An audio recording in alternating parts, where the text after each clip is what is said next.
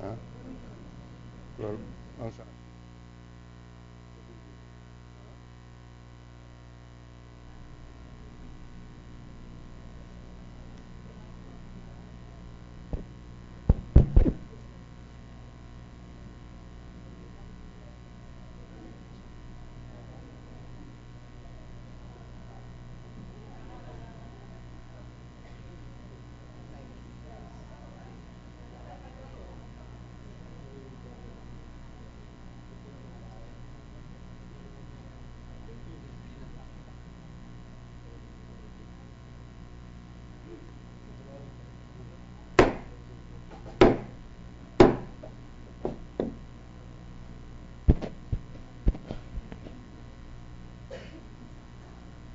The 15th session of the Senate, in the second regular session of the 16th Congress, is hereby called to order.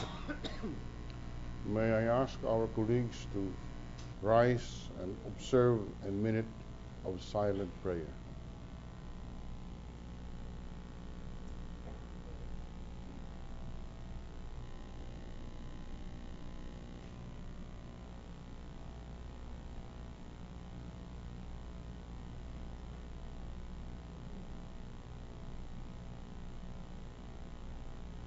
Thank you.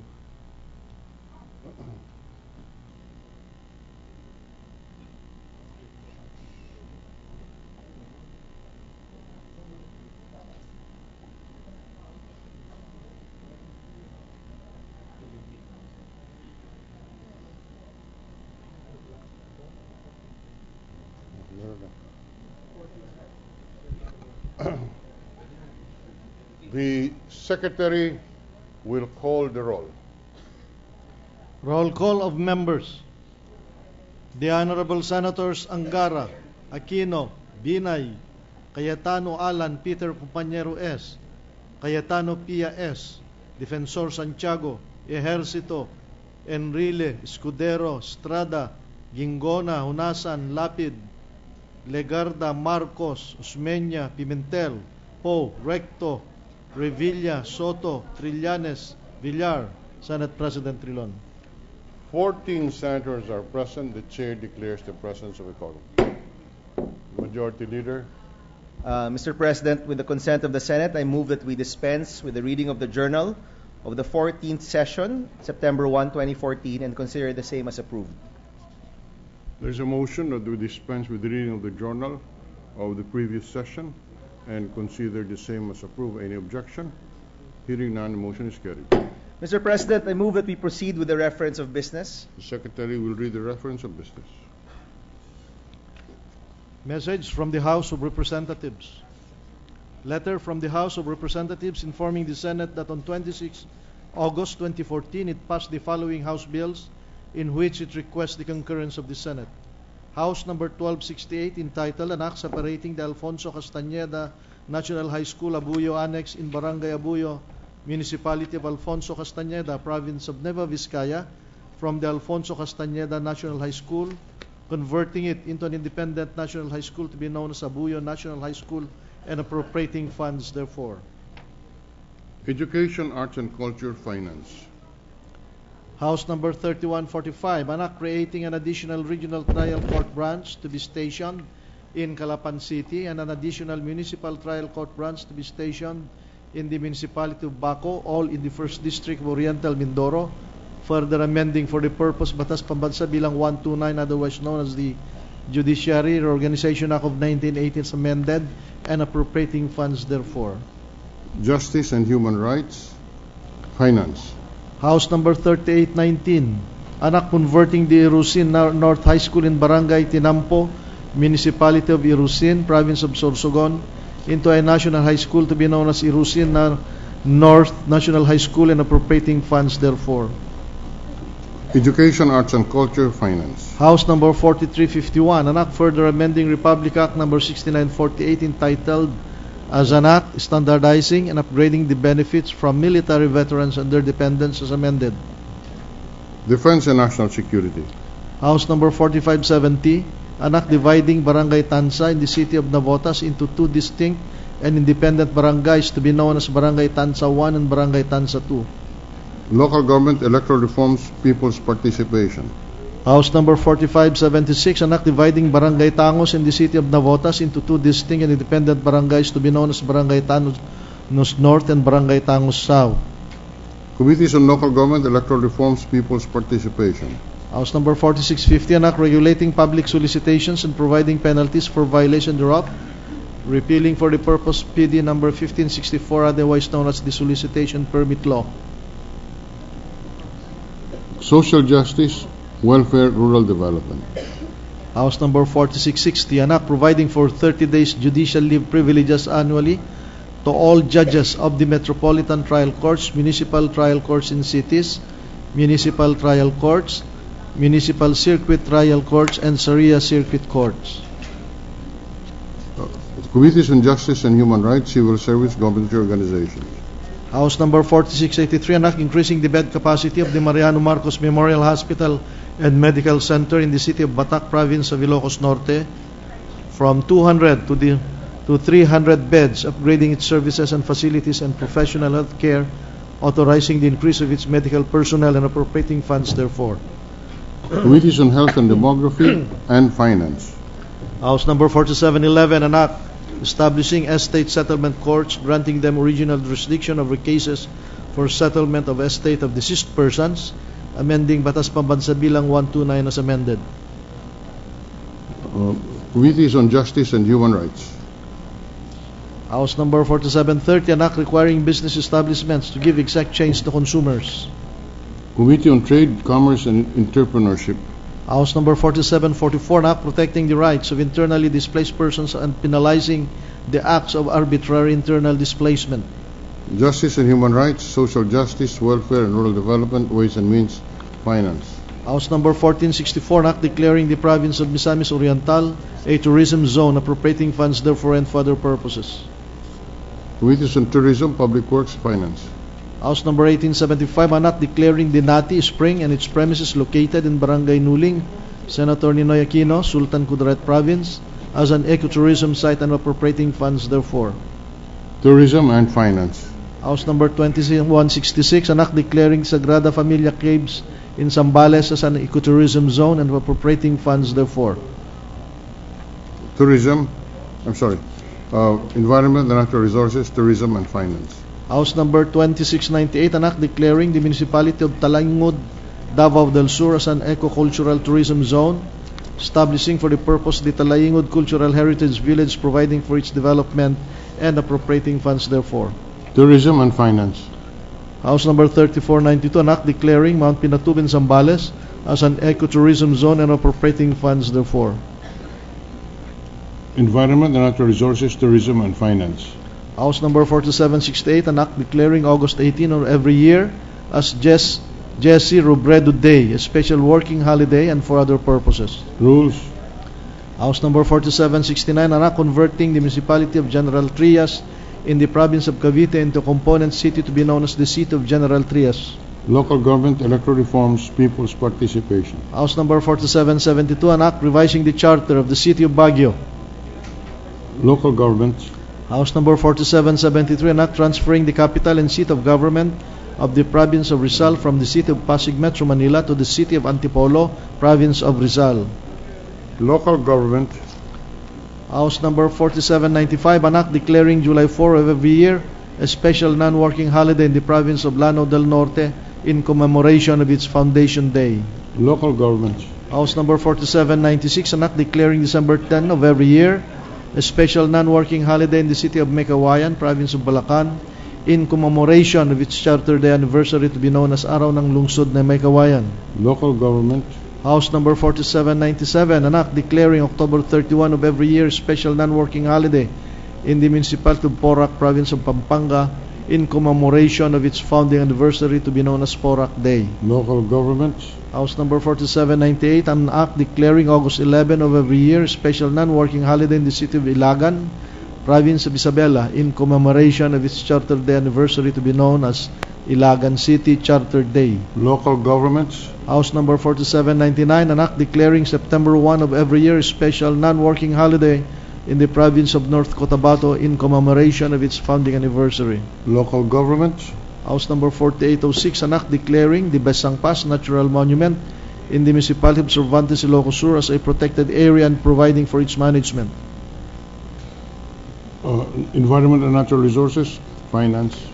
House number 4821, an act penalizing influence peddling. Civil Service, Government Organization, Justice and Human Rights.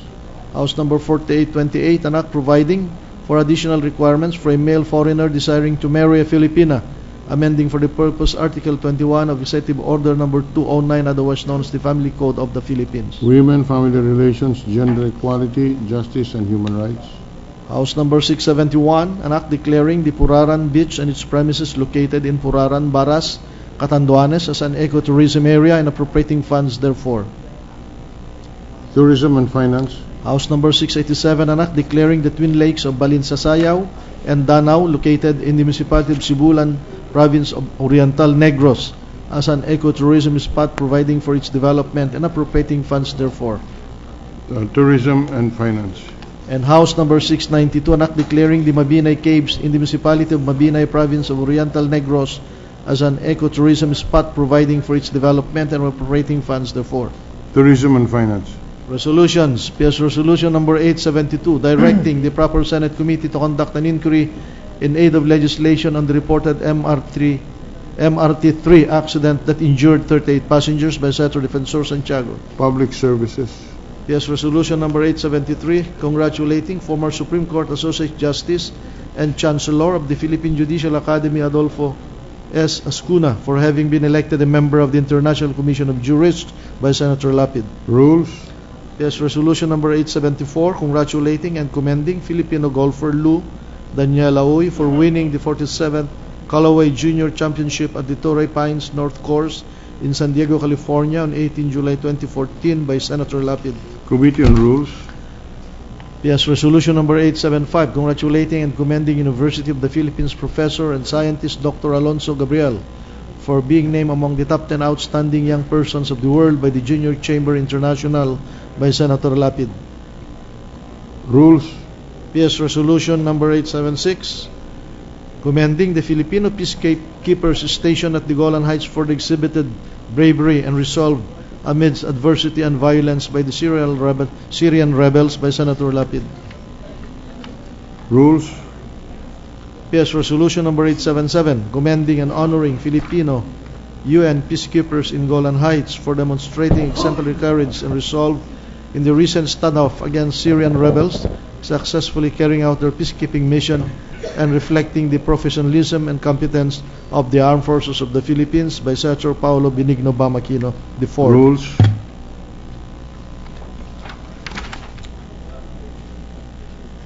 Mr. President, Majority Leader.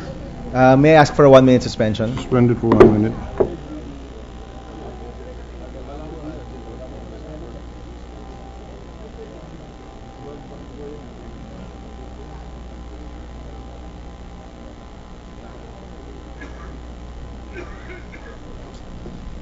Mr. President, I move Session that is resumed. Session is resumed. I move that Senator Soto be recognized. Senator Soto is recognized. May the chair, for the record, be informed of the nature of the intervention of Senator Soto. Thank you. Yes, Mr. President, I wish to avail of the privilege hour, although I would like to call it a privilege speech / parliamentary inquiry. Because Senator I would Soto, need... thank you. Senator Soto is recognized. Thank you, Mr. President. Mr. President, the Senate, where we belong, is a collegial body, and it was invested with ample powers of, among others, as an impeachment court, proponent of legislation, treaty ratification, inquiry, and disciplining its members through its own rules. The 1987 Philippine Constitution explicitly provides that each house of the legislative branch shall have the power to, quote, punish its members for disorderly behavior, and with the concurrence of 2/3 of all its members, suspend or expel a member. End of quote. Now, Mr. President, I was surprised to learn that last week the Senate was supposed to have received already a communication from the Sandigan Bayan Court on the preventive suspension of former Senate President Juan Ponce Enrile. And then yesterday, I received a copy of the letter of the Senate President Franklin Drilon, addressed to Senator Enrile, informing him of his suspension effective the 1st of September 2014.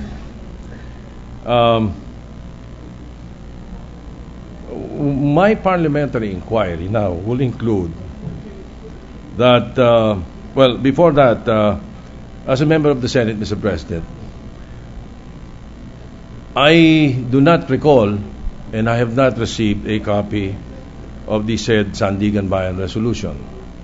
Under Rule 18, Section 49 of the Senate Rules, communications are included in the reference of business, and I would like to know if the communication containing the order of suspension of our colleague has been included already in the reference of business.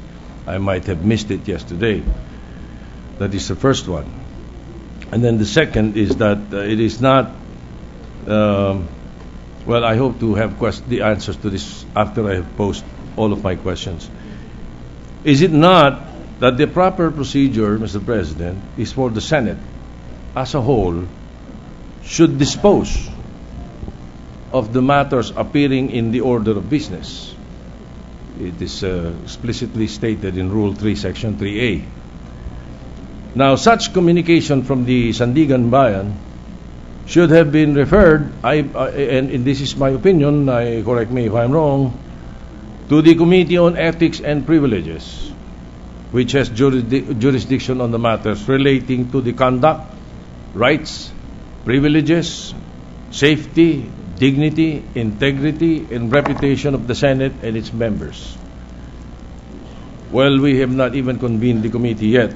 So, does this mean that the Senate President may act on the matter in place of the committee? So I would like to be enlightened on these queries, Mr. President. I think the main issue here is that should we take it up as a collegial body, or the action of the Senate President would be enough? I would like to hear from the other members of the Senate too, Mr. President. Yes. Thank you. Move for a 1-minute suspension, Mr. President. May we respond for the record? I withdraw my motion, Mr. President. On the query of Senator Soto. As early as April of 2001, the Supreme Court, in the case of Santiago versus Sandigan Bayan, upheld the power of the Sandigan Bayan to suspend a member of Congress.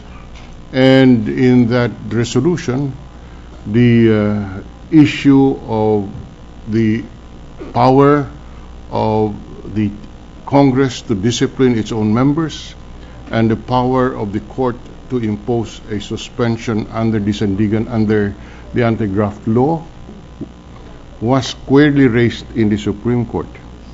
And the Supreme Court ruled as follows. Let me quote. The order of suspension prescribed in Republic Act 3019 is distinct from the power of Congress to discipline its own ranks under the Constitution,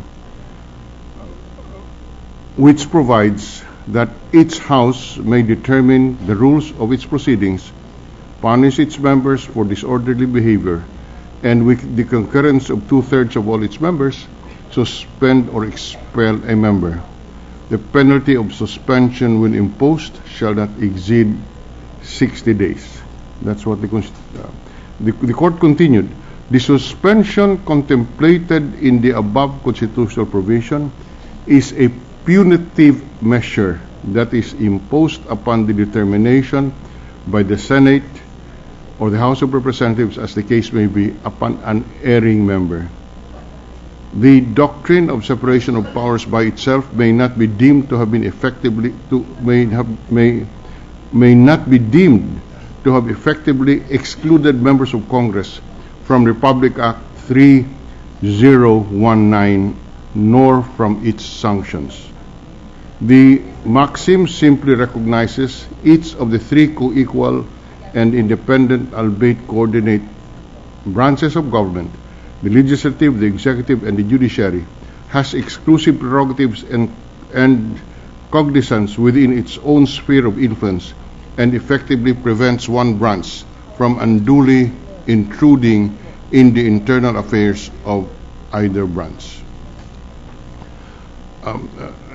Further, the court said Republic Act 3019 does not exclude from its coverage the members of Congress, and that therefore the Sandigan Bayan did not err in decreeing the assailed preventive suspension order. End of quotation. The Republic Act 3019 is the anti-graft law, but the provision of the anti-graft law is repeated verbatim in the plunder law. Now, so therefore, it is very clear that the Supreme Court has already ruled on this issue as early as April of 2001. The President of the Senate, therefore, has no recourse but to implement the order of the Sandigan Bayan. And the court has directed, and the order was directed at the office of the Senate President. Therefore, we have implemented it in accordance with the decision of the Supreme Court in April 2001. We are left with no recourse but to do that in compliance with the decision of the Supreme Court. So it was not placed in the order of business because it was addressed to the office of the President. And we have acted accordingly on that point. Similarly, in the case of Senator Jinggoy Estrada, we received today the order of the Sandigan Bayan also denying the motion for reconsideration of Senator Estrada. And again, we are left with no recourse but to impose the preventive suspension, which is distinct from the suspension imposed under the Constitution, which is a punitive action. That is the basic distinction between the suspension under the anti-graft and plunder law and the suspension under the Constitution. Under the Constitution, the suspension as a penalty will not exceed 60 days, and upon only the chamber can impose that. Under the anti-graft law and the plunder law, the preventive suspension is for 90 days, and as ruled expressly by the Supreme Court in the case of Santiago versus Sandigan Bayan, the order of suspension prescribed in the anti-graft law is, quote, distinct from the power of Congress to discipline in its own ranks under the Constitution. So that basically is the legal basis why the Senate President acted in accordance in the manner that he acted. Thank you, Mr. President. Minority Leader. Mr. President, may I respond, Mr. President? I do not wish to engage with the presiding officer on the debate. I was questioning merely I am not questioning the authority of the court to suspend.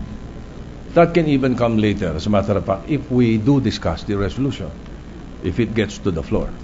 But my point is that the action of the Senate as a collegial body,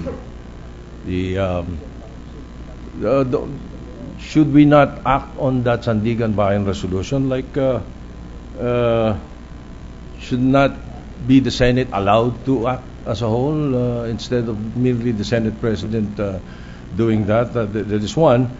And the other is that may we check on the records, the journal, on how the Senate under Senator Maceda's presidency acted on the suspension of Senator Santiago. It will be very enlightening to know if the Senate took it up in a resolution, if it was placed in the order of business. From the record, the records of the Senate will indicate that then Senate President Maceda reported referred the matter to the Committee on Rules, which came out with the committee report. At that point, it was not settled whether or not the Sandigan Bayan can impose the preventive suspension. That the matter of the referral of then Senate President Maceda and the arguments were raised in the Committee on Rules was in 1996. 5 years after that, the Supreme Court made an express ruling, which I have read earlier, and that is the basis for the action of the Senate President. The Supreme Court resolution, which came 5 years after the action of the Senate in 1996 on the matter of Senator Miriam Defensor Santiago. But in like fashion, Mr. President, why Sorry? But in like fashion, why don't we take up the resolution on the floor and act as a whole, as a body? Well, the Senate. Any member of the chamber can always take up this matter on the floor. There is nothing to prevent any member of the chamber. If the chamber would want to reverse the order of the Senate President, that's perfectly within the plenary functions of the Senate as an institution. In that case, Mr. President, with the concurrence of our members, I wish to, or I move that we take up the resolution of the Sandigan Bayan. We can take it up today or later or tomorrow, Mr. President, as long as we take it up and we say our piece on the floor, and we will be able to express our comments on this, Mr. President, and our reactions, because preventive suspension, it works if the person is not behind bars. Nakakulong eh. Anong preventive suspension nila? Well, that is a matter which was raised in the courts. Yes, and the courts have ruled on that. Yeah, but in any case, I know, Mr. President, but the House of Representatives, on a number of times, let me count. 1, 2, 3, 4, specifically 3 are with me. Never approved the suspension of the Sandigan Bayan on any of its members. From Representative Paredes, Acharon, Gloria Macapagal Arroyo. It is within the power of the Senate as a co-equal branch of body to follow the Constitution and deal with its members on their own.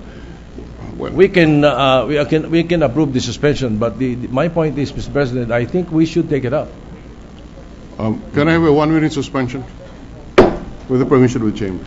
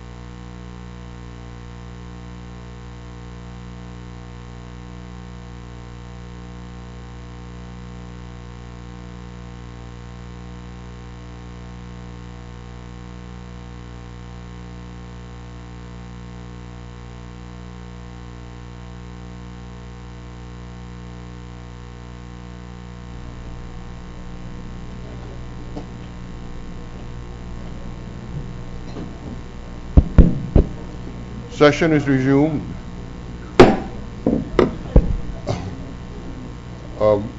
Upon consultation with the minority leader, we rule that the query of the Minority Leader and his motion be referred to the Committee on Rules for disposition. We So concur, ordered. Mr. President. Thank you. So ordered. Mr. President, we would like to acknowledge the following guests in the VIP section. Dr. Charlotte Xiong, who is the Vice Chancellor for Planning and Development of UP Manila and Director of the Newborn Hearing Screening Reference Center, as well as Dr. Generoso Abes, Vice Chancellor for Research of UP Manila, and concurrently the Executive Director for the National Institute of Health. The Dr. Chong, Vice Chancellor of UP Manila, Dr. Abes, also Vice Chancellor. They are welcome to the Senate and make the presence of our guests of record. 1 minute suspension, Mr. President. Suspended for 1 minute.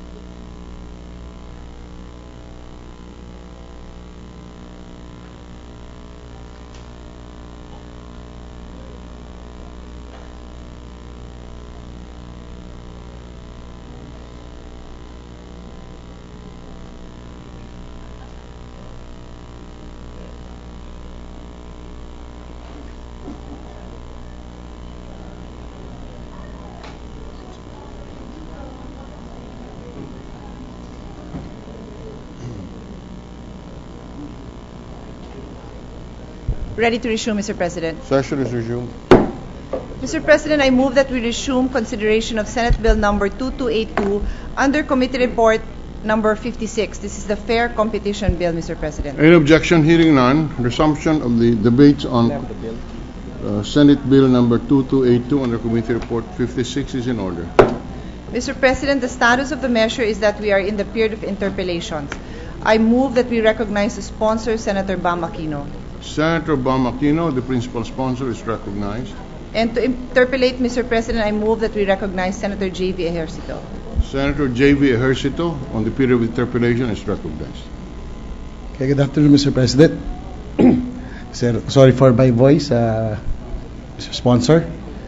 I was shouting on top of my lungs last night, watching the Guinness game, and I lost my voice this morning. But anyway, would the sponsor give some time for a few questions? Of course, Mr. Senator, thank you for your questions. Okay, thank you, Mr. President.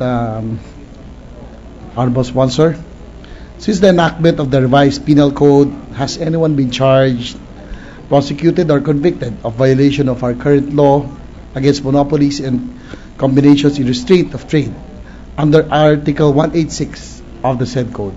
Mr. President, we have already requested the DOJ Office for Competition to provide us a list that we can refer to your office, a more comprehensive list, Mr. Chairman, to provide the historical memory, or the historical basis, to different cases filed under Article 186. But we can provide this later on for a more comprehensive list, Mr. President. Okay, thank you, Mr. Sponsor. Mr. President, likewise, as of the present time, does the sponsor have any interests in mind which we can be considered as having been dominated by big companies to the point of monopolizing the industries? Well, Mr. President, I don't want to rule ahead of the Fair Competition Commission, but during the deliberations, we talk about certain industries like the telco industry, tobacco industry, the cement industry, even the airlines and shipping industries in the past. Thank you.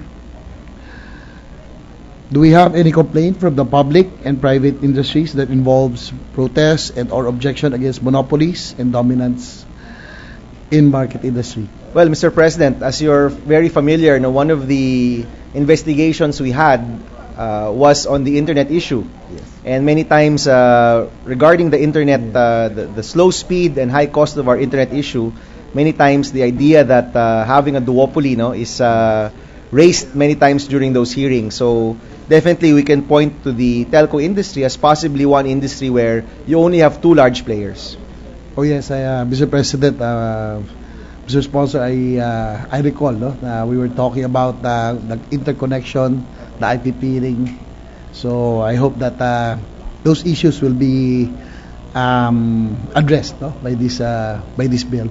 Actually, Mr. President, we'll be having a second hearing on that issue this September. Of course, we invite our good friend from the good senator from San Juan to join us. But in general, in terms of competition, the idea is that if this commission can promote healthy competition in a number of our industries, we'll be able to increase the quality of our products and services as well as lower costs. So yes, Mr. President, in general, this could be one of the issues that the FCC will tackle, but we'll also be tackling this September, no, during our second hearing on the internet issue. That would be good to hear. That's good to hear, Mr. Sponsor. Mr. President, Your Honor, the proposed bill states that it be applicable to international trade, having direct, substantial, and reasonable effects in domestic trade, commerce, and industry in or national economy of the Republic of the Philippines, including those that result from acts done outside the country. My question, Mr. Sponsor, based on the current wordings of the proposed legislation, does it intend to have extraterritorial application, or will it only cover foreign entities present and operating in the Philippines engaged in international trade?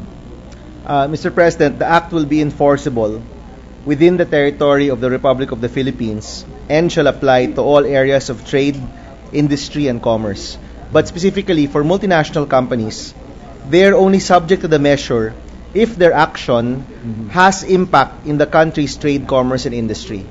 So this basically means that if their current dealings or their current operations have an impact on our market, then they fall subject to this law. And it is common practice that states apply their competition law to multinational companies as long as the impact of the anti-competitive behavior is felt in their jurisdiction.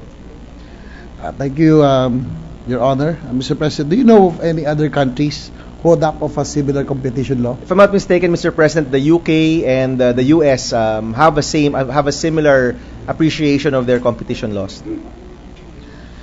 Mr. President, my concern is that it may not be feasible to enforce the proposed law against an agreement purely between foreign corporations without any presence in the Philippines, which may have some effects on trade in the Philippines. In addition, casting a wide net in applying the law without clarifying and setting parameters on the implementation of enforcement procedures against foreign entities without a risk presence in the Philippines increases regulatory risk of foreign entities and may discourage investment in the Philippines. And Mr. Sponsor, in other countries like Vietnam, in particular, does not provide applications, no, of its competition law to foreign entities outside of its jurisdiction. Well, Mr. President, during the period of amendments, we can of course discuss this further if you want to pursue this. But just as a general understanding of current competition policy, there are cases where one particular telco is not technically doing operations in another country, but their action does affect that particular country's trade, no? And as long as the rules are clear, and since these are largely accepted rules all over the world, we don't think that countries who are used to dealing with other nationalities or other countries will find anything different than the current regime in other developed countries, no, like the United States or the United Kingdom. So in short, because we're coming late to the party for the competition law, these other companies who are already doing business in more developed countries probably are already following the laws that we are trying to push anyway. So they would be used to it. But secondly, Mr. President, if I can illustrate, if you remember the I love you virus, no? The I love you virus? I love you too, Mr. Senator. No? I love you virus. Yes, yes. Or I love you bug, if I'm not mistaken. That was made here. Yeah. It affected the whole world. And in fact, the United States charged the Filipinos who made that based on their law. even if that person was not even in the United States when they created the virus. In the Philippines, they're not charged with anything because they did that before any cybercrime law was enacted. Passed, yes. So in short, Mr. President, that's a case where they were not violating the law in their own country, but their action affected the jurisdiction in another jurisdiction. So that's a case, Mr. President, where one might be able to see, how one's action can affect another country without being physically present or even technically having operations there. But in this case, Mr. President, if you wish to refine things further, we would be very happy to listen to your comments later on. Thank you, Your Honor, and I will be proposing some amendments and the amendments portion. Mr. President, Your Honor, is the exception to the scope and application of the proposed legislation in accordance with ASEAN regional guidelines on competition policy? Are there any exceptions that we can include so that we can have a competition policy law in accordance with that of the ASEAN regional guidelines? Yes, Mr. President. In fact, there's a section in the bill that gives the power to the Commission to exempt entities from partial or full application of the measure. Section 5 of Chapter 5, entitled Forbearance, gives entities the opportunity to apply for the exemption. And the Commission can then set the conditions and even retract the exemption should the market change. So, Mr. President, yes, there is an option for that, and particularly for new industries or for industries which are in a peculiar or particular setting where maybe it needs to mature further, the Commission does have the power to exempt them. Thank you, Your Honor. Mr. President, let me go to Chapter 1 of the General Provisions. In the definition of merger, why did the definition of merger include transactions whereby one or more undertaking acquires control over one or more undertakings, such as interlocking directorates? Because, Your Honor, Mr. President, the laws of Vietnam, Thailand, Indonesia, Singapore, and Malaysia do not provide for the concept of interlocking directorates in their definition of mergers. Yes, Mr. President. We tried to make the definition of merger as broad as possible, simply because control over another entity is not just determined through an equity relationship. Sometimes it is interlocking directorates. Sometimes it's other means. So we wanted to make sure that all mergers, whether technical in nature or de facto mergers, are actually covered by our provision on mergers, Mr. President. Thank you, Your Honor. Mr. President, Your Honor, let me go to Chapter 2, the Fair Competition Commission, Section 8, Powers and Functions of the Commission. The Commission shall promote competition, ensure consumer welfare, and penalize abuses of market power. Towards this end, it shall have the following quasi-judicial powers and functions. Subsection A, conduct inquiry or investigation pursuant to this Act. Subsection B, monitor and take measures in accordance with this Act to penalize abuse of market power, collusion, and anti-competitive behavior by any entity. Subsection C, investigate any violations of this Act and other existing competition laws motu proprio or upon receipt of a verified complaint from an interested party or upon referral by the concerned regulatory agency, and conduct administrative proceedings. My question is, Your Honor, Mr. President, what is the difference between the power of the Commission to conduct an inquiry or investigate under subsection A when the power to the power to investigate under subsection C? Can we just combine both? Mr. President, of course, if this will come as an amendment down the line, we can talk about it then. But initially, subsection A refers to the general workings of the market.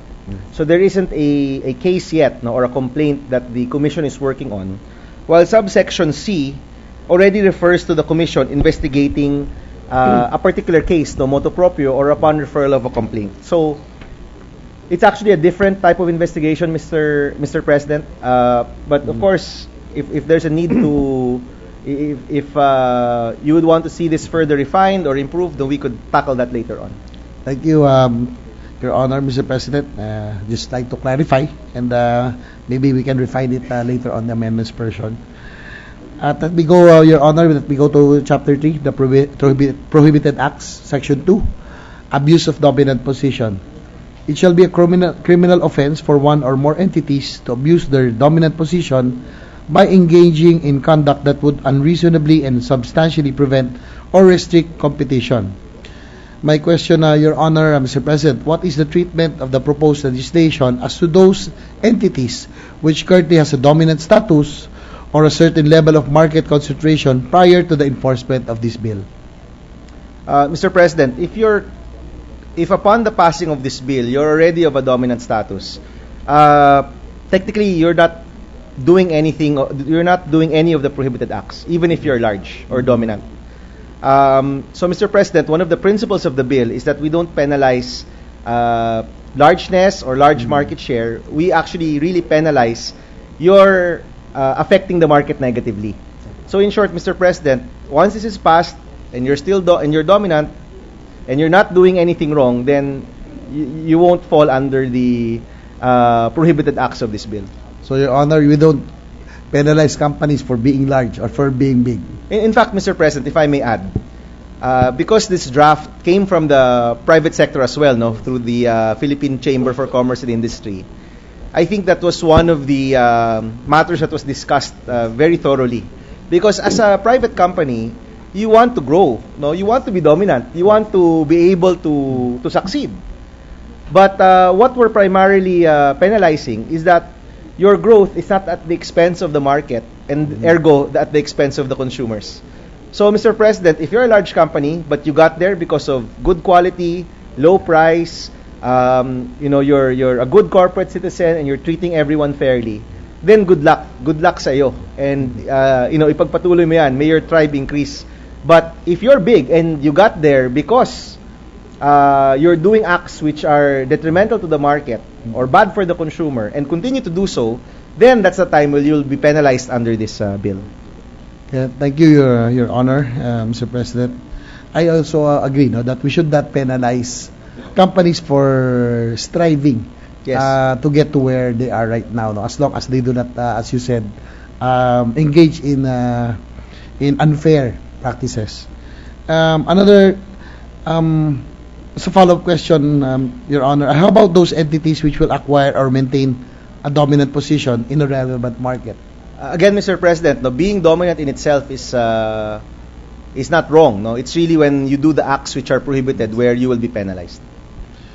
Will they be committing violation of any provision of the proposed legislation in case they want to acquire a dominant position or maintain such a position? Yes, Mr. President. No, and in fact, if they grow because they're fair, they're competitive, they're the best, then I think we're actually supporting some of the principles of the bill, where the best competition leads to the best for the consumer. So, Mr. President, they definitely should strive for it, but within the parameters that the bill has created or the law has created. Thank you, Your Honor, Mr. President. Next question on line 2, page 20, section 1. Enforcement, Chapter 7. Chapter 7 of the bill uses the word shall when it mentioned that a criminal violation of the act shall be filed or instituted by a private party directly in court. My question is, Your Honor, why use the word shall?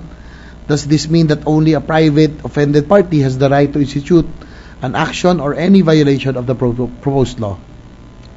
Mr. President, we look into this further, and I think the Commission should also be allowed to initiate a criminal action and not just a private entity. Yes.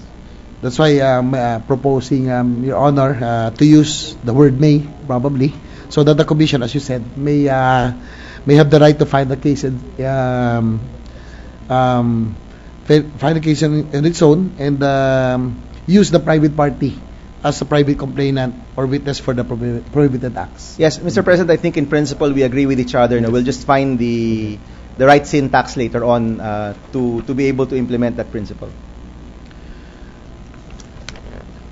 I only have two more points, Your Honor, Mr. President.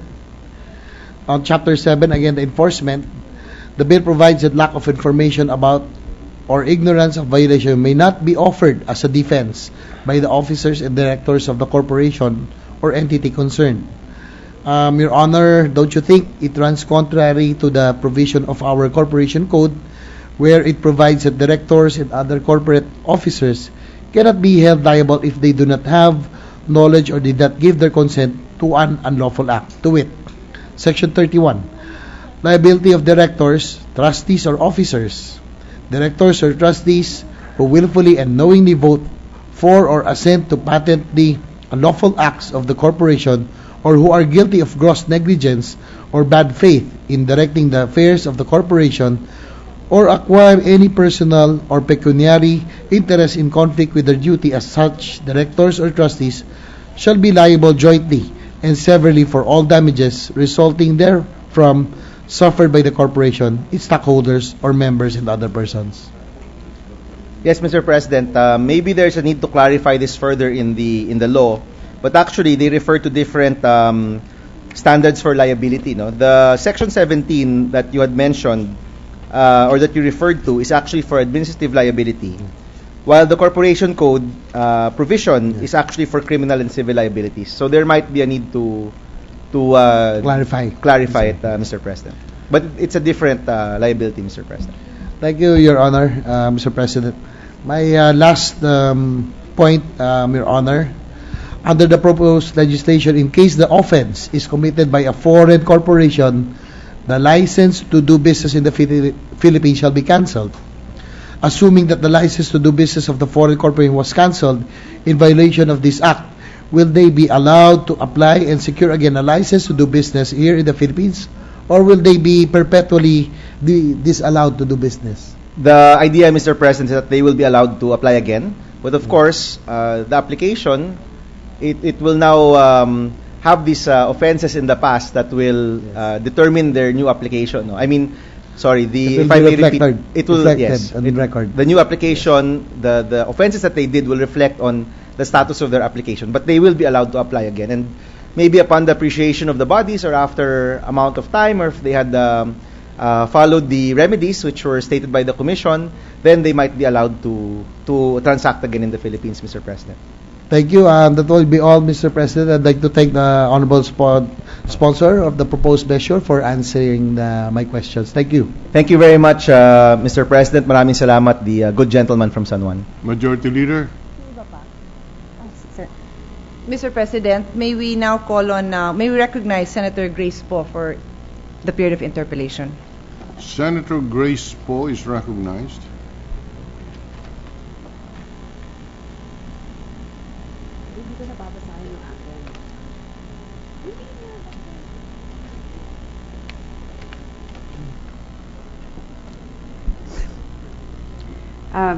Mr. President, will the senator from Tarlac yield to some, and Metro Manila yield to some questions regarding his antitrust bill? Happily, Mr. President, but of course, I may be the senator from Quezon City, Tarlac, or Davao City, as based on my heritage of my parents as well. Oh, I stand corrected, Mr. President. All right. My first question is on Section 3, scope and application of the competition law. It provides, and I'm sure you know it already. So my question is, does this mean that the antitrust measure is applicable to all industries and all areas of trade and commerce? I think this was asked by Senator JV, but you said it does, but not necessarily to multinational corporations if they don't practice their trade here, right? No, Madam, no, Mr. President. It does apply to all areas of trade and commerce, and even to multinational companies who transact in the Philippines. And it may even apply to companies who don't transact in the Philippines, but their actions affect the trade and industry here and the market.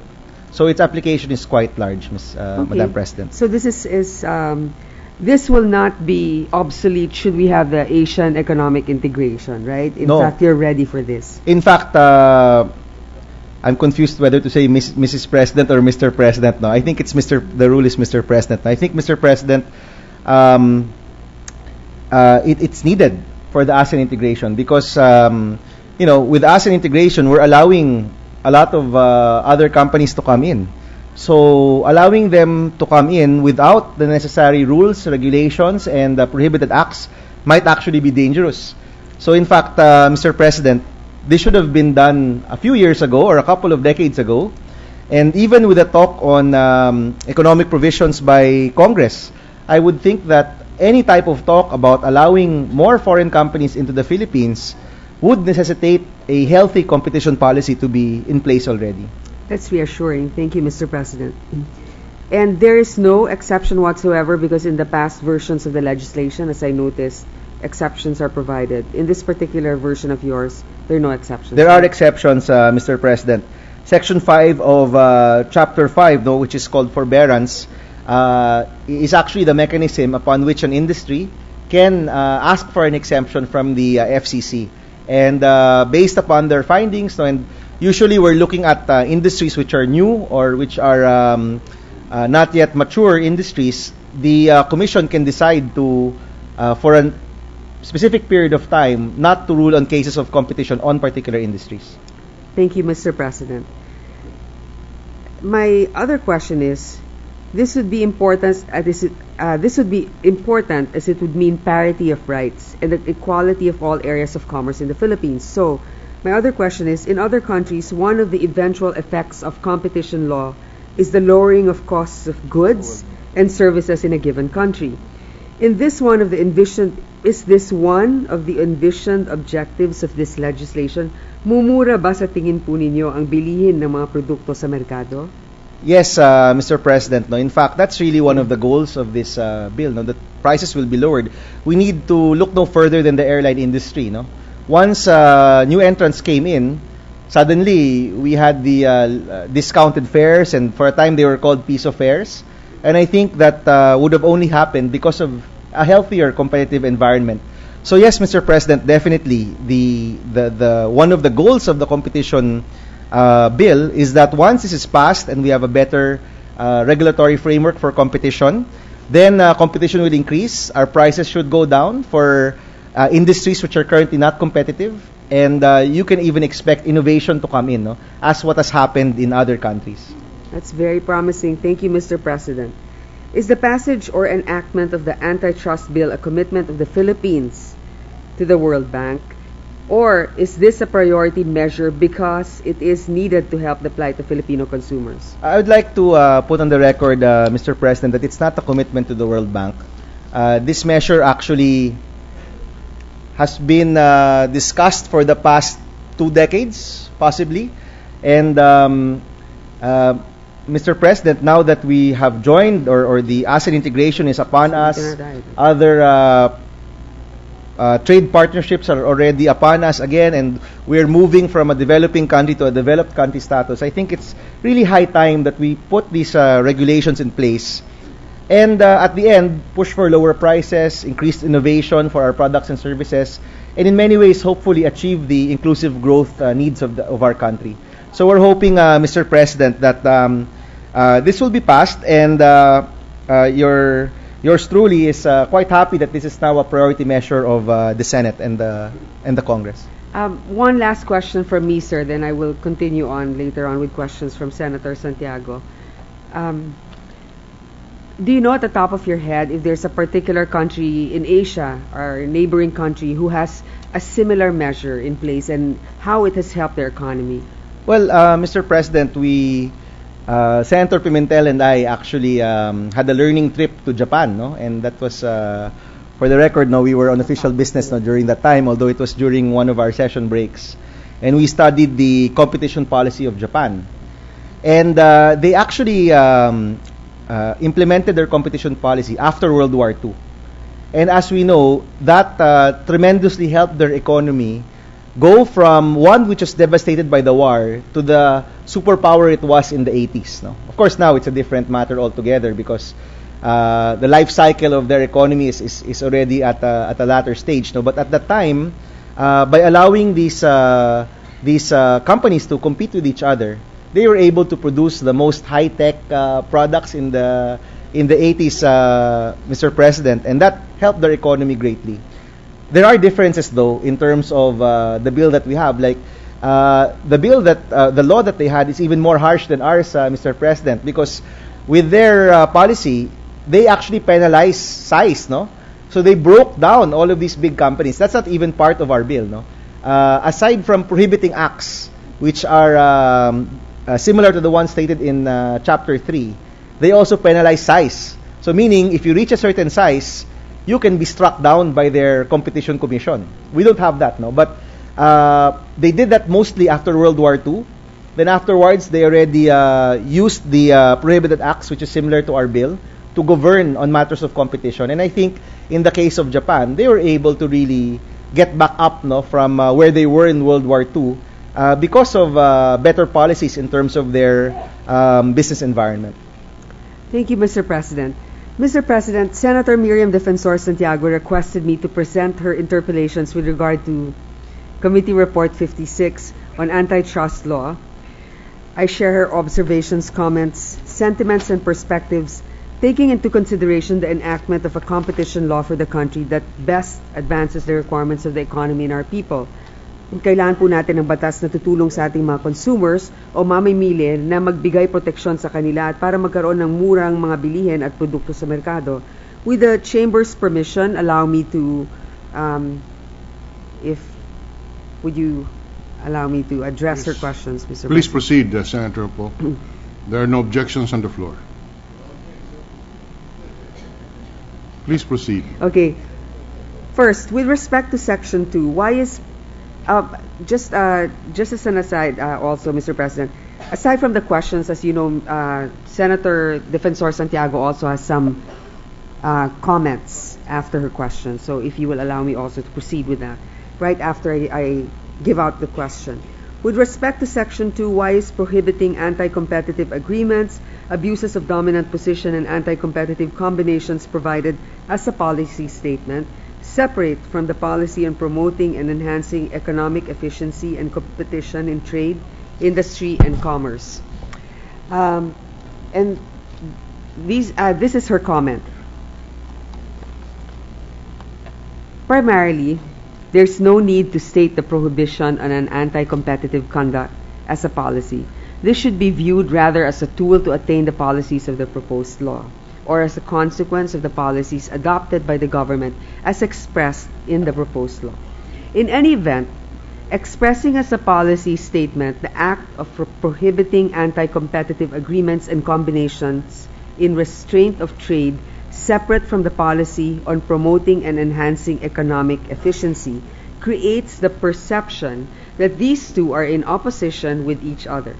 The fact is that competition law and regulation, including measures like prohibiting anti-competitive behavior, is intended precisely to promote competition in market and economic efficiency with the ultimate goal of promoting consumer welfare. Yes, Mr. President. The intention behind separating the statements is to highlight two primary goals of the law. And this is to discipline anti-competitive practices and to promote a culture of competition. So, when we crafted the law, there were two standards actually. But of course, if the good senator feels that it creates a perception where you are serving two masters which are contradictory to each other, then we would be happy to carry a suggestion for an amendment to clarify, But the intention is really both. Promote the culture of competition aside from policing anti-competitive behavior. That is noted, Mr. President. We will relay the response of Senator Bam. Second, with respect to Chapter 2, Section 8, is it possible to include a provision vesting the FCC with the power to grant and or withdraw exemption from the application of the law under certain circumstances? And the comment follows. Granting the Commission the power to determine whether certain industries or transactions can be exempted from the provision of this bill gives it the flexibility necessary to respond in a timely manner to the needs of the market and economy. This can be addressed by giving the Commission the power to determine whether certain industries or transactions need to be exempted from the laws on competition, either to prevent losses or an economic downturn, or to spur growth in that particular industry and allow it to compete in the international arena. Conversely, the Commission can also determine whether exemptions granted can already be withdrawn considering the state of the relevant market or the economy in general. certain standards or conditions can be laid down in order to guide the Commission in determining whether an exemption may be granted or withdrawn with respect to certain transactions or industry. The Commission may grant an exemption if it promotes or is consistent with the policies stated in the law. Otherwise, the Commission can withdraw such exemption. Procedural limitations should also be laid down in order to ensure the power would not be abused. There must be notice and public hearing. Interested parties may be required to submit position papers and other documents containing all relevant information to be properly assessed whether an exemption may be granted or withdrawn. Public consultations with relevant stakeholders, including both industry, members, and consumers, may be held. Close coordination with the concerned regulatory agency will also assist the Commission in the discharge of this function, considering the highly technical and specialized nature of certain industries.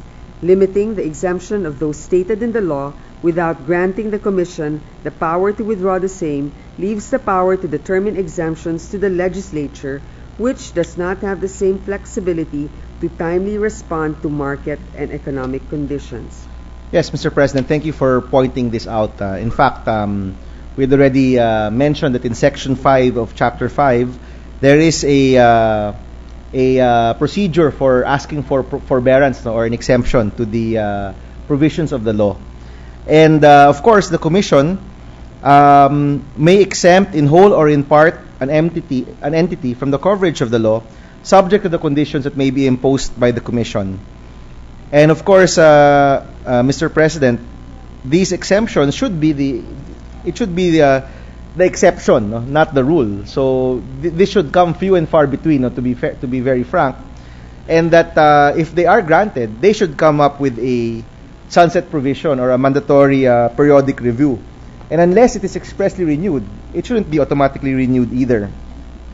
The procedure for such, Mr. President, is that upon a letter of request to the Commission, a public hearing can be conducted to determine the merits of the request. The Commission may then approve outright, approve with conditions, or even disapprove the request. And the power is also given to the Commission to withdraw the forbearance should the reasons for its grant cease to be valid or conditions are not met, when it is given conditionally. So, Mr. President, there are already mechanisms in the current bill which create that space by which an industry can ask for an exemption. But then again, of course, if there's a need to refine this further, because I think the intention or the principles that you had stated are exactly the principles stated in the law. If there's a need to refine this further with a improved syntax, we were very open to those suggestions. Thank you, Mr. President. The third question is, with respect to the proviso in Chapter 3, Section 1, how can the Commission distinguish between entities who have a genuine claim for exemption and those that rely upon the same merely for the purpose of circumventing the provision on anti-competitive conduct? Comment: this provision lays down two elements in order to fall within the exception. So that, example, the anti-competitive conduct shall not be treated as a violation. A, the conduct contributes to improving the production or distribution of goods and services or to promote technical or economic progress. And B, the conduct allows consumers a fair share of the resulting benefits. These standards are insufficient and the exception is overly broad. In the first place, most mergers and agreements between companies are entered into precisely for the purpose of improving the production and distribution of goods and services or of promoting technical or economic progress, and their supposed benefit to consumers can very easily be claimed. Given these circumstances, how can the Commission distinguish between genuine claims for exemption and those that cite the provision only for purposes of circumventing competition regulations? To address this deficiency, it is recommended to add as a further condition that the disputed conduct must promote the policies stated in the law. It is noted that the proviso inaccurately states that the disputed conduct shall not be deemed a violation of this Act. It is more accurate to state that it shall not be deemed an anti-competitive conduct under this section. It is further noted that the proviso uses the term agreement although the provision concerns anti-competitive conduct. It is recommended to replace agreement with conduct for purposes of consistency and clarity. Those comments, Mr. President, are very well noted, and during the period of amendments, we will happily accept any suggestions to improve the syntax and to make sure that all the words are consistent. Thank you, Mr. President. Thank you. Number 4, with respect to Chapter 4, Section 2, third paragraph, how can restating the requirement in applications for mergers of a recommendation from the appropriate government agency regulating banks, insurance companies, educational institutions, and the like further the policies and purposes of this bill? Comment. It is well to note that it is already a requirement under existing law and regulation that the favorable recommendation of the applicable government agency must first be obtained by the companies mentioned, such as banks, building and loan associations, trust companies, insurance companies, public utilities, educational institutions, and other special corporations governed by special laws, whenever they consider entering into a merger. The Securities and Exchange Commission requires a submission of the authorization, approval, recommendation, or endorsement of the government agency concerned before it accepts the filing of merger papers of the said companies. This paragraph is therefore a redundancy, as it merely repeats an existing rule with which companies already comply. Retaining the provision, moreover, creates confusion, as it tends to be interpreted as granting another exemption for several industries mentioned therein. In lieu thereof, it is recommended to revise this provision so as to make it a further requirement for mergers that the concerned regulatory agency make a finding that the proposed merger from its point of view is not anti-competitive conduct under the law. In other words, before a merger can be approved and an authorization, approval, recommendation, or endorsement is issued, the concerned regulatory agency must first determine or make a finding that the proposed merger is, quote, is not intended to and will not have the effect of preventing, restricting, or substantially lessening competition, end of quote. This has the added benefit of assisting the Commission in its enforcement of the law. The concerned regulatory agencies have the expertise and familiarity with the industry and the companies comprising the same as to be in the best position to determine whether a proposed merger is anti-competitive in nature or prevent, restrict, or substantially lessen competition within the concerned industry or market. It is to be understood, however, that such determination or finding is not binding on the Constitution, and its own findings of anti-competitive conduct, if any, remains primary. Mr. President, I'd like to clarify that with regard to the regulatory agencies, there are only two actually with a competition mandate. And these are the ERC and the NTC. So in short, asking the other regulatory agencies to rule on matters of competition is actually beyond their mandate. Now, that being said, upon the expertise of all of these regulatory agencies, if it does increase, nothing is stopping the Commission from having a MOA with them and asking them to do what is in your comment, no, that they, for matters of efficiency, already do a ruling or do a comment in terms of the mergers, no. But we would like to keep the provisions of the current bill, because it is clearly stated there that the primary jurisdiction when it comes to competition is the Competition Commission. So we had actually answered this question in the past, no, through another question of Senator Angara. And basically, in principle, the Competition Commission has the main competition mandate or promoting competition. It shares that with ERC and NTC because they are the only regulatory agencies that also have a competition mandate. In practice, they may, through a MOA, decide already that the determination of the regulatory agency is good enough for them. So there's nothing stopping them from undergoing that. But to put it in the law might be the cart before the horse, no? Because these other agencies, aside from ERC and NTC, currently do not have a competition mandate, and it may be beyond them to rule on matters of competition when it is clearly not in their mandate. But in terms of sharing the process, for example, as what was stated here, that the SEC, for example, already collates the data. You don't want a company to have to present so much the same data to different agencies. They could come to an agreement where the first step is SEC. If it passes SEC, then a recommendation can be sent to the Commission, then the Commission rules on it, and we shorten the process. That definitely can be done. It's within the powers of the Commission. But the idea that the competition mandate is primarily with the Commission, I think is quite important to the integrity of the Commission and their ability to rule on matters such as competition matters. Thank you, Mr. President. With respect to, fifth question, with respect to Chapter 7, Section 8, Line 9, will this preclude private persons from instituting separate class suits under the rules of court, since it already considers actions instituted by the Commission as a class suit on behalf of all persons residing in the Philippines? In relation to Section 21, does this preclude all other persons from instituting civil action, whether individually or by class suit, against the company involved? Comment. Under Section 8, the Commission has the power to initiate a civil action by class suit in the name of the Republic of the Philippines on behalf of the persons on all persons residing in the Philippines under Section 21. Any final judgment in a civil or criminal action shall be res judica as to any claim by any person on whose behalf such action was brought. Consequently, together, these provisions effectively preclude private persons from instituting a separate civil action, whether individually or by class suit, based on a cause of action arising from the same act or circumstances that may have already been the subject of a class suit by the Commission as provided in Section 8.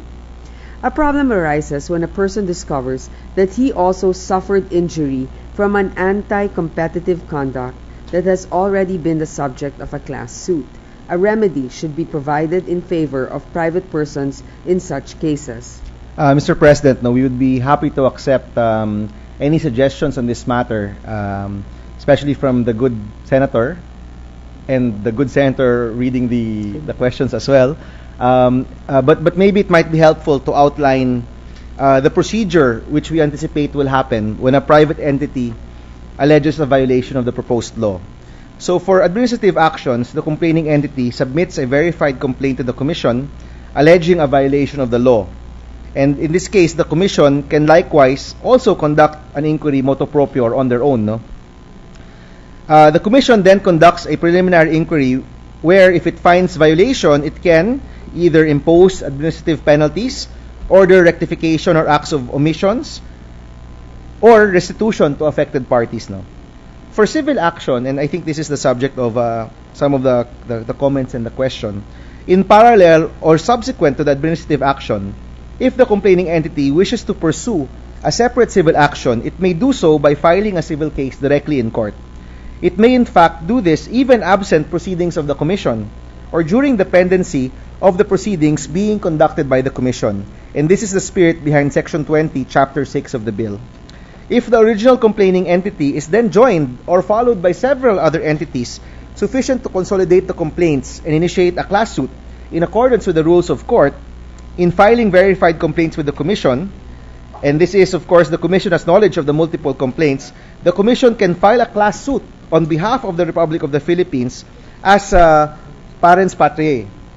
Now, does this preclude other entities from filing a separate civil action or separate class suit? It doesn't, we don't think it should, insofar as other affected entities which may have chosen to file a separate civil action directly in courts are concerned. However, for the affected parties which have been joined in the class suit filed by the Commission, yes, they are precluded from filing because they're already part of the suit. In this sense, Section 20, Chapter 6 is actually qualified in that other entities' right to file a separate civil action is available only if the Commission has not filed a class suit on their behalf. Now, if a complaining party has initiated civil action by a direct filing in court without going through the Commission, he can be joined therein by other entities which have not joined a class suit by the Commission. Now, in this case, the affected entities may choose to initiate a class suit by themselves, independent of the Commission's civil action. But of course, the court may decide to consolidate all of these various actions if they're pertaining to the same matter. Thank you, Mr. President. Next question. May I know, to whom does the award of treble damages accrue? Comment. Section 8 provides that the Commission may bring a civil action by class suit in the name of the Republic of the Philippines as parens patriae, as you mentioned, on behalf of persons residing in the Philippines. It provides that an award of treble damages shall be awarded for an injury sustained by such persons on account of any violation of the proposed law. However, the provisions does not state to whom the award of damages shall accrue. Will it be awarded in favor of the persons who instituted the preliminary inquiry before the Commission, or will the amount be considered public funds and remitted to the National Treasury? Mr. President, the proceeds from damages secured in a class suit on the civil aspects of the case shall redound to the benefit of the entities who filed or joined in the filing of complaints against the erring party. Thank you, Mr. President. Sixth question. With respect to Chapter 7, Section 10A, how can the public be protected against potential abuse of the process allowing requests for binding rulings and consent judges? Comment. It is recommended that a provision be added in this section requiring public disclosure by publication in a newspaper of general circulation of all requests for binding rulings and proposals for consent orders or judgments submitted to and being considered by the Commission, as well as to show cause orders issued by the Commission during the relevant month with an indication of the date and subject matter of each. This functions as a safeguard against potential abuse of the system and allows ordinary citizens to monitor the actions of the Commission and the companies concerned. It moreover minimizes, if not prevents, regulatory capture by the Commission and its personnel, minimizes corruption, and it discourages baseless requests and proposals for consent judgment. We agree, Mr. President, and we will accept this in the period of amendments if you choose to do so. And even simpler, we can just state that all of this information should be publicly available in the Commission's website. Thank you, Mr. President. Question 7. We're halfway through. With respect to Chapter 7, Section 10, should a time limit be introduced as to when the reopening and alteration of the decision of the Commission may be made, or is this intended to be imprescriptible such that it may be raised any time and any of the circumstances provided therein occur? Is it proper to state deliberately falsified material fact, data, or information? Comment.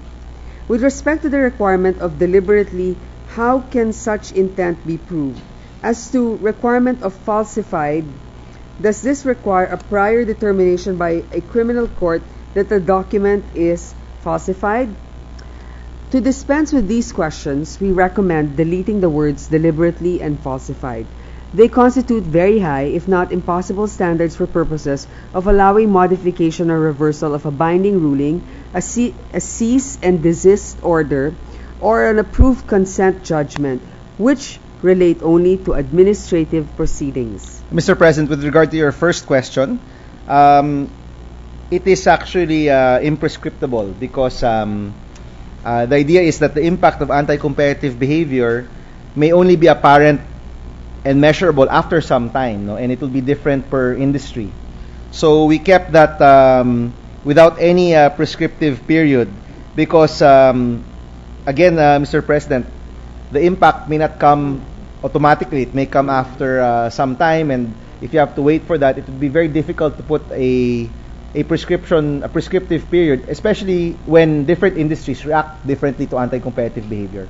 Now, with regard to your second question about falsification and the use of the word deliberately, we will of course welcome any suggestion to refine our bill further. Question 8. With respect to Chapter 6, Section 1, Paragraph C, penalties, how can penalizing negligent supply of incorrect information advance the policies of this bill? Comment. Simple negligence resulting in the supply of incorrect information regarding potential violations should not be penalized. Mistakes in the assessment, analysis, or interpretation information is unavoidable at times because of either simple human error or the fact that the information available to consumers is often incomplete due to the fact that all relevant documents and papers are in the possession of the firm under inquiry. Penalizing simple negligence or error does not benefit law enforcement.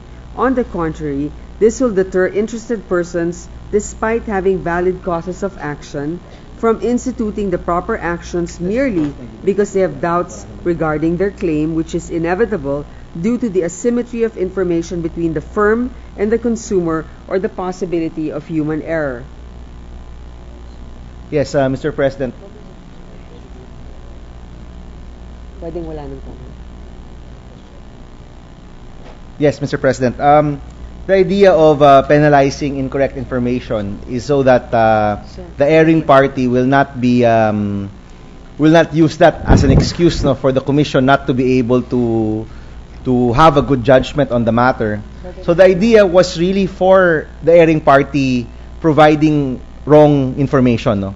But thank you for the comment, because now you have shed light on the matter, and now even the complainants can be charged on this. So we will accept suggestions to modify this, Mr. President, and we would even suggest further that simple negligence can be the standard for the erring party, while gross negligence be the standard for the complainant. So in short, simple mistakes will not be considered a penalty. And you will explicitly put this? We can put that in, Mr. President. Of course, if the good senator would want to suggest this as an amendment, we can adopt that. Thank you, Mr. President. The ninth question. With respect to Section 20, will this not conflict with Chapter 7, Section 1, which requires the conduct of a preliminary inquiry by the Commission prior to the institution of any civil action, and Chapter 7, Section 8, which gives the Commission for Competition the power to institute civil suits on behalf of all Philippine residents? Mr. President, we can just go ahead and listen to the answer. Mr. President, on the foregoing apparent inconsistency between Section 8 and Section and 20 of Chapter 8 has actually been explained, no, in the foregoing provisions, but we are of course open to suggesting the revision, no, to clarify the matter. Thank you, Mr. President. Our 10th question with respect to Chapter 8, Section 1, Statute of Limitations. When does the cause of action accrue? Is it sufficient to state that the cause of action shall accrue from the time the plaintiff suffers injury to its business or property? When does the cause of action accrue for the Commission? Actually, Mr. President, no, this question on prescriptive period was actually created so that there won't be uncertainty for the business, no, that if they undergo a case, they won't fall under uncertainty, no. But of course, if there are provisions that you would want to suggest, Mr. President, we would be happy to consider that. At the proper time, Mr. President. Yeah. Our next question is, what is the rationale for limiting the prescriptive period for filing either a civil or criminal action arising from a violation of the same to 5 years? 1 second, Mr. President. Session is suspended.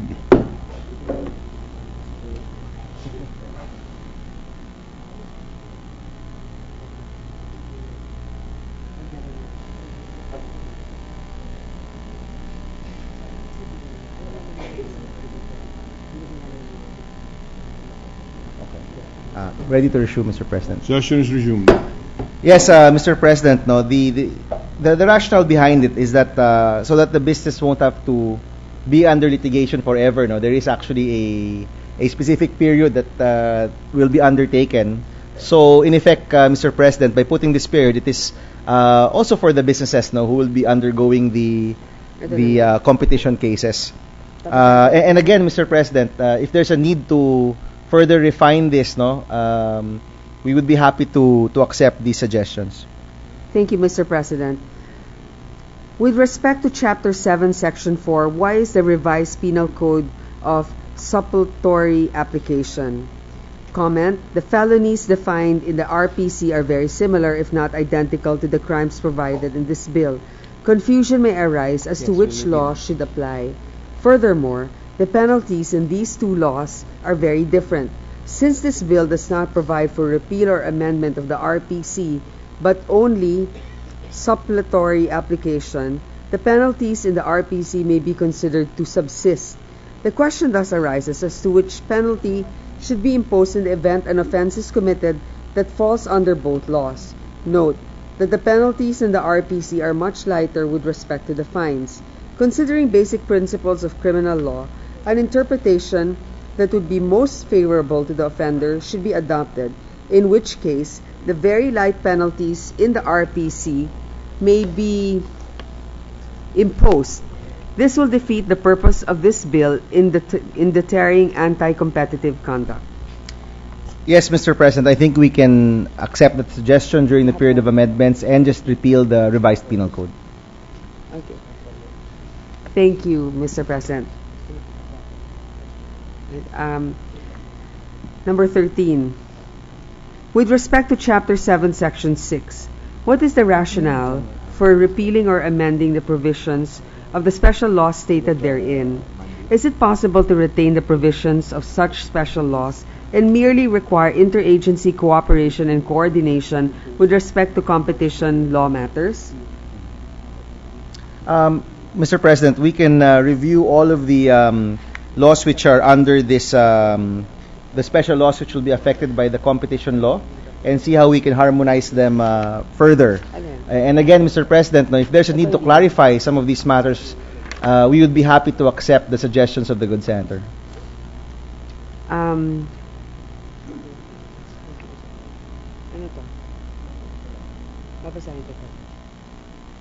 Following is an extensive discussion of each provision. On Section 5(3) of Republic Act 7581 or the Price Act RA 7581. Number 2, Section 5F of Republic Act number 7925 or the Public Telecommunications Policy Act RA 7925. Section 11A and B of the Republic Act number 8479 or the Downstream Oil Industry Deregulation Act RA 8479. Section 45 of Republic Act 9136 or the Electric Power Industry Reform Act RA 9136. Section 13 of Republic Act number 9295 or the Domestic Shipping Development Act RA 9295. Should sections 24 and 25 of Republic Act number 9502 or the Universally Accessible, Cheaper and Quality Medicines Act RA 9502 be considered repealed or amended? Mr. President, thank you for noting all of these special laws which are affected by the competition bill. We'll take this all into consideration. We understand the concern that if there is a lack of clarity, there might be forum shopping or even a contradiction or a conflict when it comes to the laws that we are talking about. So we will take this into consideration and present to the good senator some clarifications and probably some amendments which we can also introduce during the period of amendments to clarify these further. Thank you, Mr. President. I'd like to thank the good senator from many different places for his time in clarifying my questions, but not only my questions, but it is an honor for me to be able to deliver the questions and comments of our resident constitutionalists in the Senate, and that's all for now, Mr. President. We have noted the responses of the good senator. Thank you. Yes, and for the record, I would like to thank Senator Poe, and of course, let me thank the two senators who were part of this interpellation. Thank you for your concern and for your comments and suggestions, and definitely we are taking all of these suggestions with a lot of pleasure, because we feel that all of these suggestions are furthering the bill, furthering the intentions of the bill, and refining this further for our people. Thank you very much, Mr. President. Thank you, Mr. President. At this point, I move to suspend consideration of Senate Bill number 2282 under Committee Report number 56. Consideration of Senate Bill 2282 under Committee Report number 56 is suspended. Majority Leader. With the permission of the Chamber, we have a 1-minute suspension.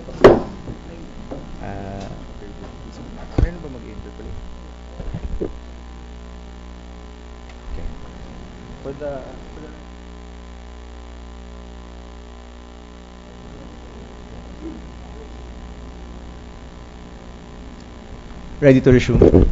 Session is resumed.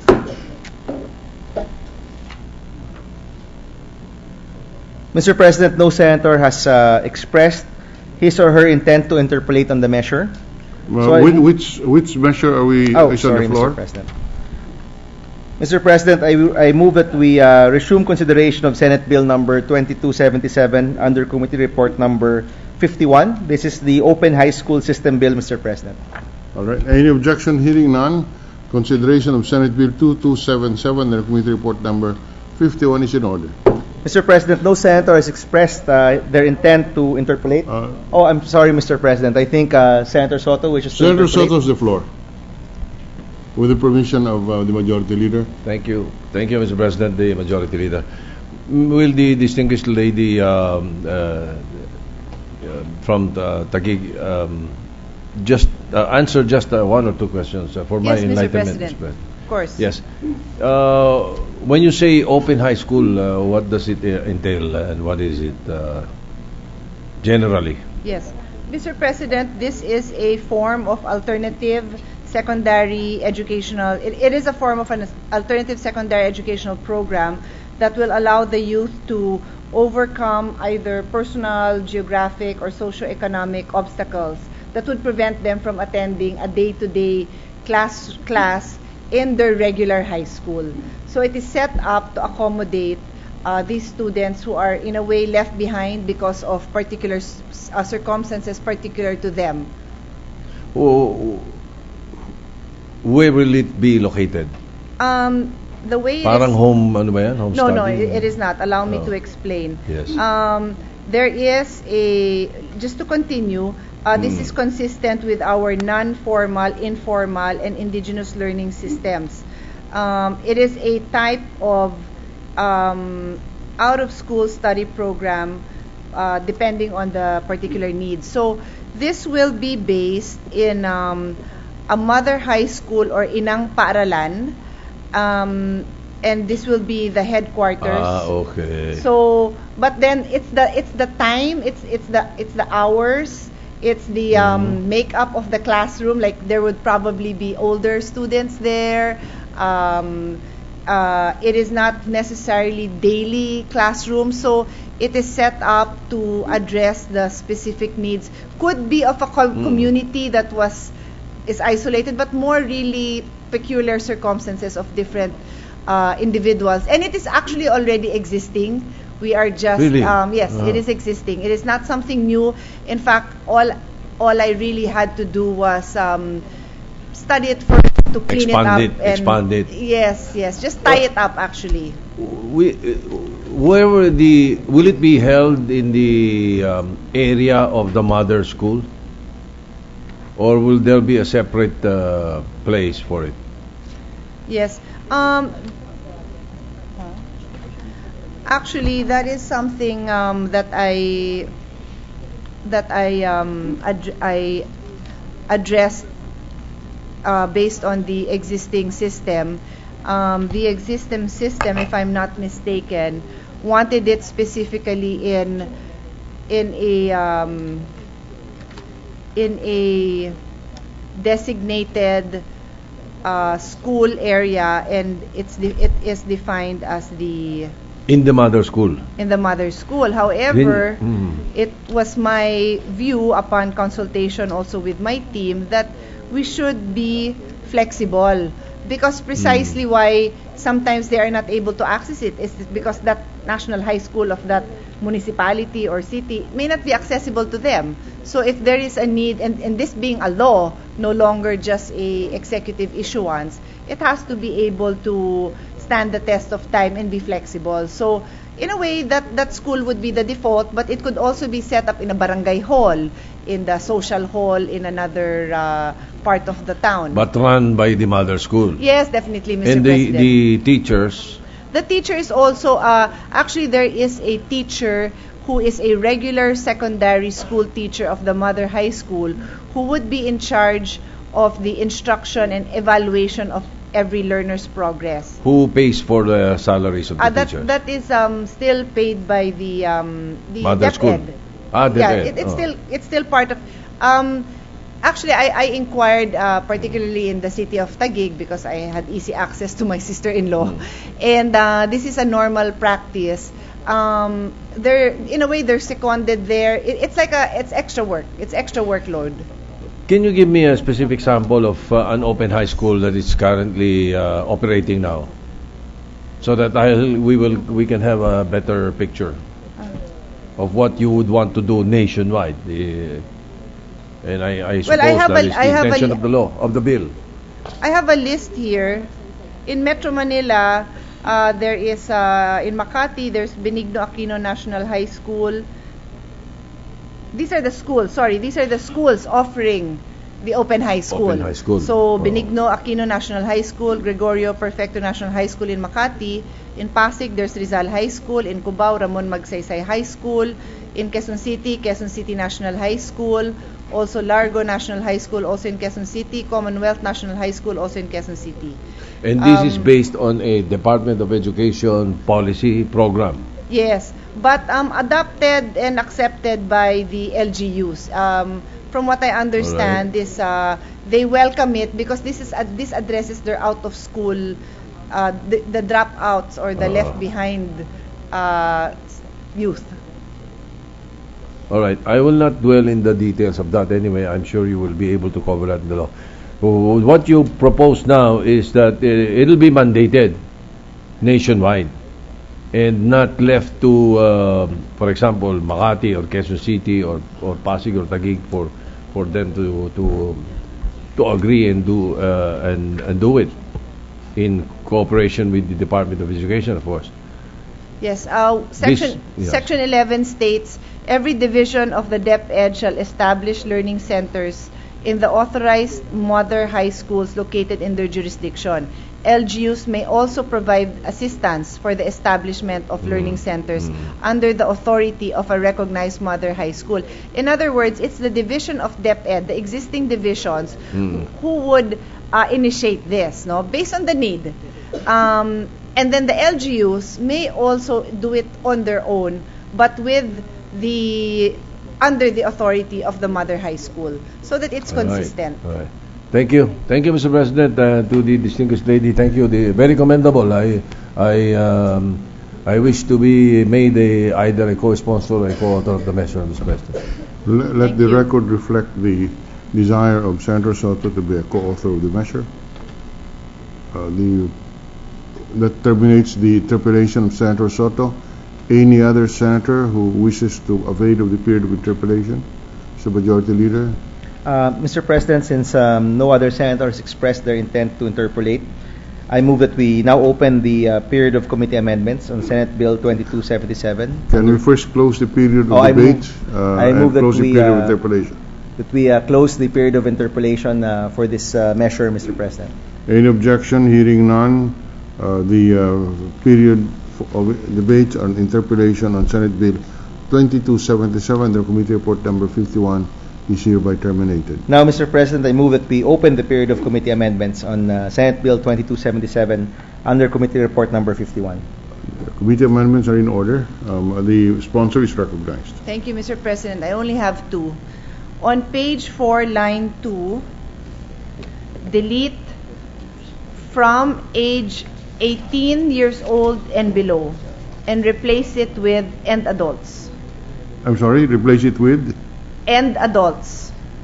all youth and adults. Yes. All right. We submit. Delete on line 2 from ages 18 years old and below and replace the same with the phrase and adults. Yes. Any objection? Hearing none, the committee amendment is carried. Thank you, Mr. President. On the same page, line 4 to 6, delete those line 4 to 6. Line 4? Line 4 to 6. Up to 6. We delete that sentence that starts with those who wish to go back to finish their high school education but are already beyond 18 years old shall be referred to the Alternative Learning System ALS of the DepEd. Delete lines 4 to 6, starting with the word those and ending with the word DepEd on line 6. Any objection? Hearing none, the committee amendment is carried. That's it, Mr. President. We have no more committee amendments. Mr. President, I move that we close the period of committee amendments. So closed. Wait a day, just so. Mr. President, I move that we suspend the consideration of Senate Bill number 2277 under Committee Report number 51. Any objection? Hearing none. Suspended. Consideration of the measure is suspended. Mr. President, I move that we have a 1 minute suspension. Session suspended for 1 minute.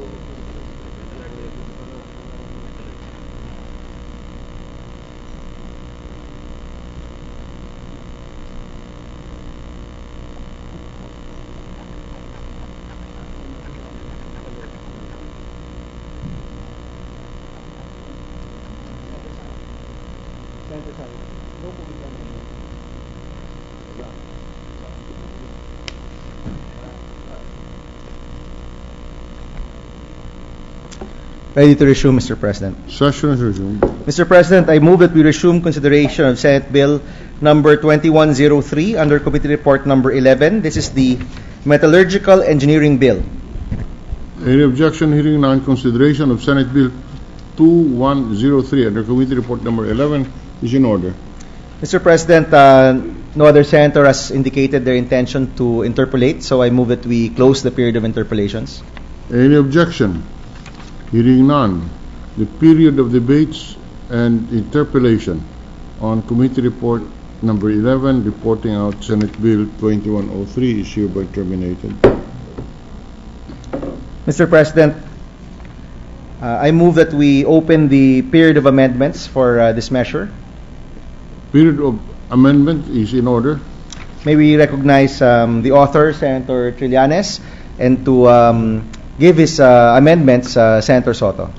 Senator Trillanes, the sponsor of the measure, is recognized to propose an amendments. Is the Minority Leader, Senator Soto. Thank you, Mr. President. This sponsor expresses or manifests that there are no committee amendments, Mr. President. Thank you. So noted. Yes, Senator Soto may proceed. Thank you then, Mr. President. If the distinguished sponsor will accept, Mr. President, I propose on page 1, these are minor amendments, Mr. President, some of them editorial. Page 1, section 3, C, line 17. Page 1, line 17, Mr. President. Between the word profession and punctuation mark, semicolon, insert the phrase in conformity with the approved curriculum of the Commission on Higher Education, such that the new Section 3 will read as follows. The development and upgrading of the curriculum of the metallurgical engineering profession in conformity with the approved curriculum of the Commission on Higher Education. Period, Mr. President. What does the sponsor say? Accepted, Mr. President. Any objection? Hearing none. Approved. Thank you, Mr. President. Page 2, Section 4B2, line 17. After the word hardening, insert the conjunction "and." Accepted, Mr. President. Any objection? Hearing none. Approved. On the same page in section line 21,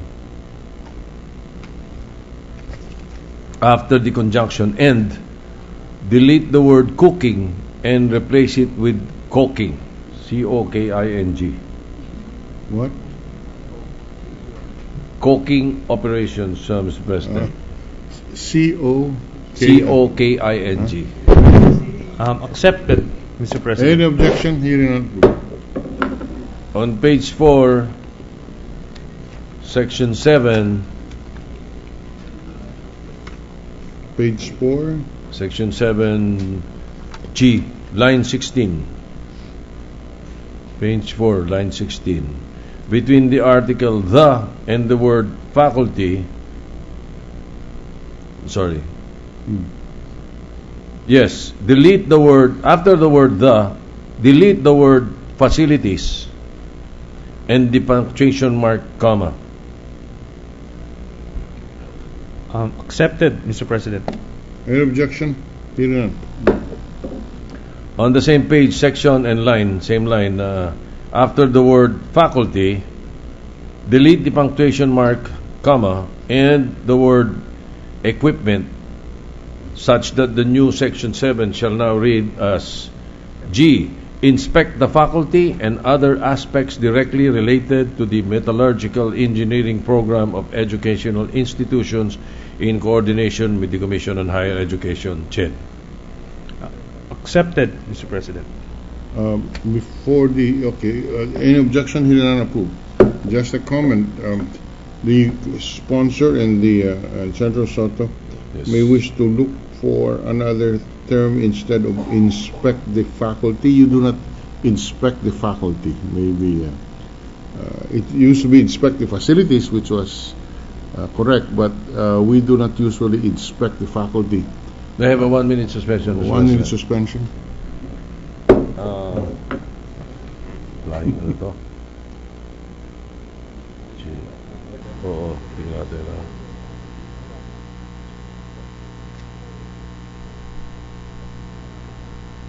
So, baka assess pwede. Assess the faculty. Assess? Assess? Assess? What's the term? We are ready to resume, Mr. President. Okay, session is resumed. Mr. President, after consultation with the sponsor, Senator Trillanes, we have agreed to use the word "assess" if that will satisfy the Senate President likewise. Yeah, just certainly. So, on line 16, delete the phrase "inspect" and replace the same with "assess." Yes. What does the sponsor say? Accepted, Mr. President. Any objection? Hearing none. Approved. And finally, Mr. President, on page 10, section 20, page 10, line 22. After the preposition "of," delete the word "au" and insert the word "an," A-N. Accepted, Mr. President. Any objection? Hearing none. Approved. That's it, Mr. President. We wish to thank the distinguished sponsor for accepting the amendments. Likewise, Mr. President, I'd like to thank the Minority Leader for the improvements on the bill, Mr. President. Mr. President, I move that we close the period of amendments for this measure. Any objection? Hearing none. Period of amendment is hereby terminated. Mr. President, I move that we approve on second reading Senate Bill number 2103 under Committee Report number 11, also called the Metallurgical Engineering Bill. Any objection? Hearing none. Senate Bill number 2103 under the Committee Report number 11 is hereby approved on second reading. Mr. President, I move that we suspend consideration of Senate Bill number 2103 under Committee Report number 11. Any objection? Hearing none, so suspended. 1 minute suspension, Mr. President. Session suspended for 1 minute.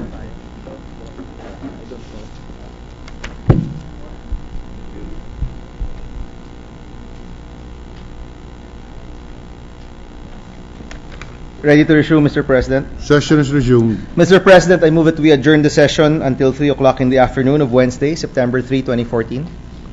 Before the chair acts on the motion, we just would like to place a record that insofar as the fair competition bill is concerned, Senate Bill number 2282, the chair takes note of the fact that in our agenda there's only one senator left who has reserved his right to interpolate.